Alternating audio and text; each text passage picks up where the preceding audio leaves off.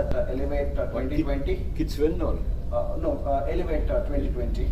And we've been supported by National Bamboo Mission as well, who have helped us with the capital investment for the infrastructure.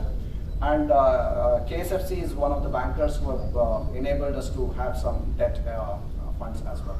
So we've been fortunate to have sufficient funds from government institutions.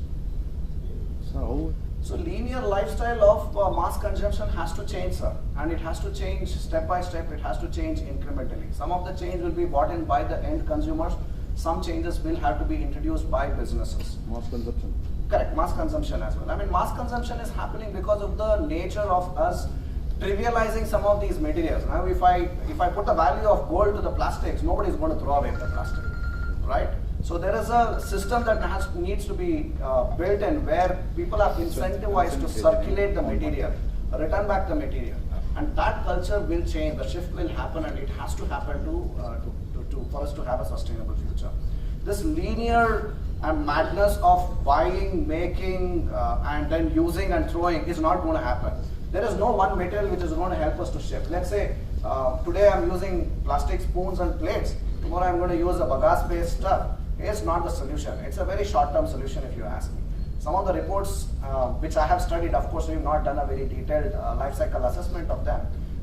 Those products which are made out of bagasse apparently have a much larger carbon footprint than even the plastics have. So while they are solving a short-term problem of plastic pollution, the question is, are they creating a bigger problem of climate change in the long term, right? The behavior of linear one-time has to shift if we need to have a sustainable future. Definitely in India, on an average, every consumer uses about 11 kgs of plastic, right? But the bulk of the plastic today is actually used by industrial and automotive applications as well. And you will see some of the products there like the pallets, crates, automotive interiors and stuff. I think that can drive a much quicker and bigger shift in a much more controlled fashion, while the consumer adoption can take over a period of time. And in consumer adoption also, we are looking at consumers from tier 1 city who would understand, appreciate some of this shift. Educating, enabling and reaching out to tier 2, tier 3 cities is going to be subsequent phases. So addressing and working with industries to shift for their industrial requirements can probably shift much quicker than the consumer products. Along with our products to the world.